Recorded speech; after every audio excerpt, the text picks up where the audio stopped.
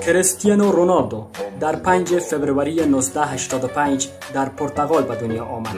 کودکی سختی داشت. پدر خود زود از دست داد، ولی با تلاش و اراده خودش به اوج فوتبال رساند. هوادارایش به او CR7 ماشین گلزنی و همچنان سلطان رونالدو میگویند. رونالدو از اسپورتینگ آغاز کرد و در منچستر یونایتد و رئال مادرید با زدن 450 گل افسانه ساخت. رونالدو بعد از رئال مادرید به یوونتوس رفت و حالا در النصر عربستان بازی میکند. رونالدو دارای افتخارات 5 توپ طلا، 5 لیگ قهرمانان، قهرمان یورو و همچنان ریکورددار گل ملی در سطح فوتبال دنیا می باشد. رونالدو 5 فرزند دارد و با همسرش جورجینا رودریگز زندگی می کند. رونالدو یعنی قوت، اراده و خودباوری. کیها علاقمند رونالدو هستند؟ این ویدیو را لایک کنید و علاقمندای رونالدو ارسال کنید.